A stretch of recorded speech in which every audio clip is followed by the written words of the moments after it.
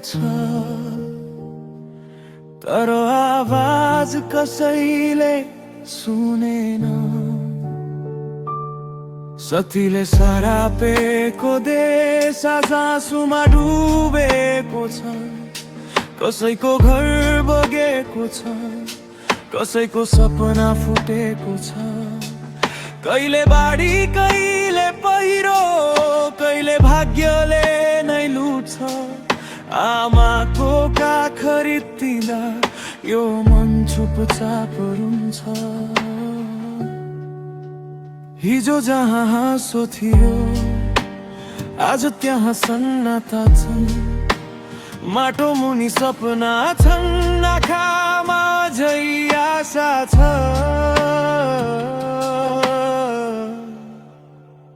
नदीले सीमा नाग्यो, पहिरोले बाटो छेक्यो। कसैको घर बग्यो यहाँ, कसैको संसार नै ढल्यो।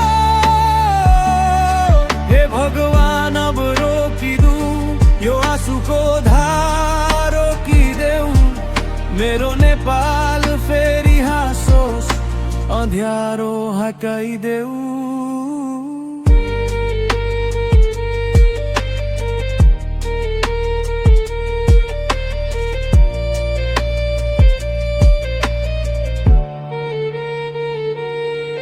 यो केवल खबर होइन, यो कसैको जिन्दगी हो। कसैको बाबु हराएको, कसैको आमाको खुसी हो। माटोमा रगत मिसियो, आँखामा पानी रोकिएन। घर ढल्यो, सपना ढल्यो, तर नेपाली मन झुकेन। सतीको सराप हो कि हाम्रो कर्मको परिणाम? हरेक वर्ष किन आउँछ यही पीडाको तुफान? तर सुन्न, अँध्यारो सधैँ रहँदैन, टुटेको मन सधैँ रोदैन। नेपाल फेरि उठ्नेछ, यो आशा कहिले मर्दैन।